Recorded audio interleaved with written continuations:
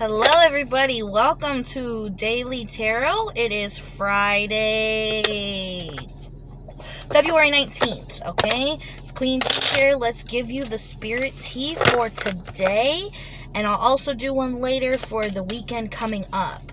So when it comes to Friday, what can we embrace today to have a beautiful day, to just get the best that we can out of the 24 hours we have been granted from Divine? Alright. So first card that came out was the Eight of Swords.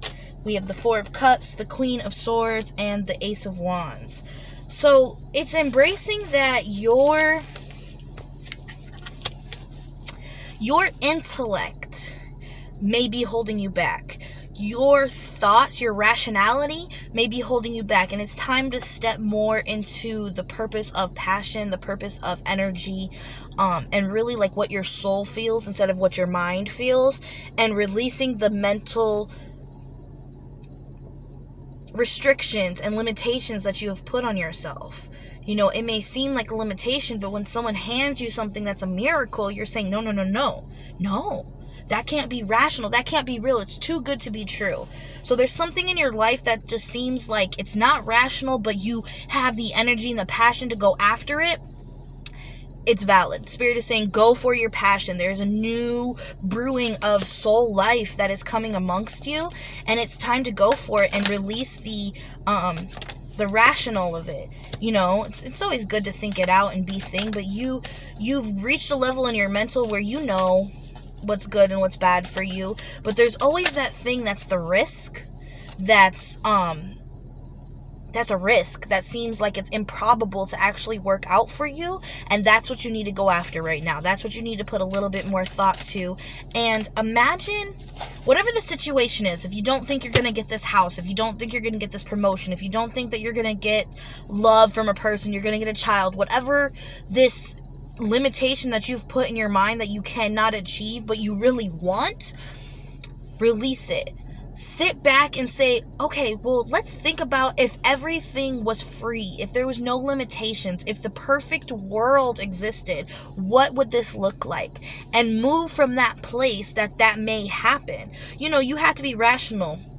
You can't say, you know, okay, I'm all of a sudden going to be bald and have no eyebrows, and that's going to be my reality. Like, you have to be rational about it, but release the limitations of it. Imagine that it would work, and how would it look like if it did work rationally? How would it look like if I did get the house that I wanted? How would it look like if I did get the promotion that I wanted? Even if I feel that it's unattainable right now, how would that look?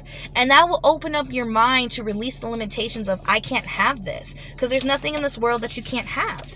It's just about becoming in alignment and the vibration of what you're going for, and that it requires you to release the limitations and the social programming that has been instilled in you from childhood till now. Release it all and imagine the world will work out in your favor, and you'll see how much that passion begins to brew, more ideas get to come, and your mind goes into a different mindset than what you were before. So embrace it. Embrace the impossible. It's beautiful. So what we need to release today is the Knight of Pentacles, the Page of Wands, the Ace of Swords, and the Three of Pentacles. So working together. There's something about relying on other people. So a lot of these limitations may come from other people's ideals, other people's experiences, other people's comments and concerns that they're giving to you. Even if it comes from the best place and the best intentions, other people telling you what you can and cannot do, and what's rational, what's not rational, that won't happen, that's not going to happen like this, have you thought of this, have you thought of that? Release all of that. Release all of that. You know, there's a new way of thinking, but other people's thoughts don't have to be your thoughts, even if it's true for them. Everyone has their own experience. Everyone has their own journey. What is true for me will never be true for you. It's just that simple. What works in my life may never work for you. It's just like that, because I have a certain path that I've already taken. I have certain experiences I've already said. People have said certain things to me that they never said to you. I've dealt with certain people that you've never dealt with, and vice versa. We will never have the same experience, and I don't believe that any two people on the earth, no matter if you're twins, no matter if you are twin flames or soulmates or whatever you want to call each other, you will never have the exact same perspective as somebody else, and you should not allow any limitations from other people on what they've experienced, what they have not experienced, to hold you back. They may bring you a new way of looking at things, but their limitations are not yours. Their experience is not yours. Their demeanor is not yours. So allow yourself to allow yourself to disconnect from other people's opinions, other people's ways, other people's whatevers. They can come with the best intentions. But disconnect. What is true for you is true for you. What you have been given passionately is something important. What you're passionate about may not be what other people are passionate about. I work in the medical field, so people who are passionate about being a urologist or a podiatrist and they want to work with feet, the heart doctor is not passionate about that. Does that make that any less of a doctor? Does that make them any less passionate about their craft just because they choose a different specialty and that's what interests them? No. No one is better because they are more interested in Tiger King and other people are interested in Bridgerton. Just naming off shows. But, there's always the difference in passions, and you have to embrace that your passion is yours. It's valid, it's important, it's worthy, and no one may understand it but you. If you find other people that understand it, that's a bonus. But accept that no one will feel the passion for where you're going, your goals, what you want in life, like you will. Not your spouse, not your kids, not your soulmate, not your best friend. No one is going to feel the passion the way you should. So release other people's expectations, and embrace your own individual passion and pride and where you're going in life. And it's about taking control. It's about allowing people to be them, have their opinions, have their own way of thinking, have their own perspective, but you are releasing control from that. They are not going to control you. They are not going to change your mind about what you want in your life. It's all about what you want. All right? So what can we do better for tomorrow? I'm seeing that, embrace the differences in other people. Find a way to work on whatever you've been working on in conclusion with differences around you. You may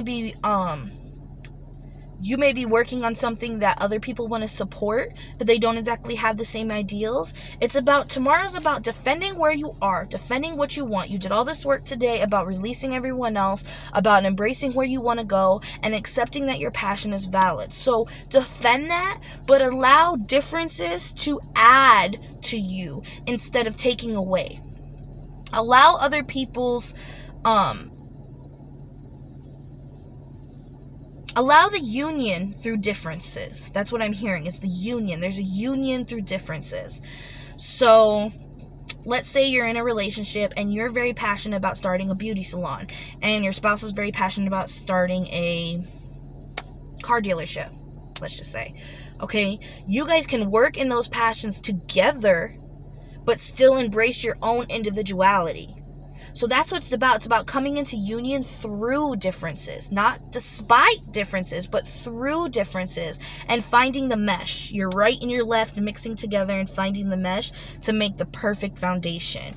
And just working on what you already have. You already embraced your passions. Work towards them. Study for them. You want to open a beauty salon, then you're going to study what the business side is. What type of products are you going to have? How much is it going to cost to start up?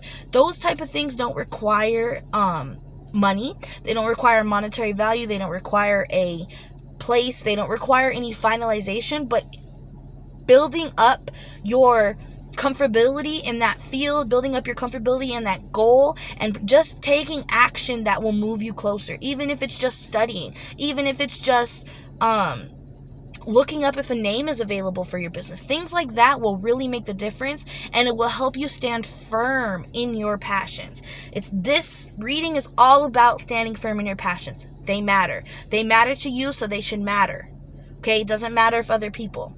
They matter to you. So you are going to do everything you can and use every resource you have. Your phone, your internet, the beauty salons around you, the people you know go to the beauty salon. You're going to use every single thing to move towards your passion, and finding how to,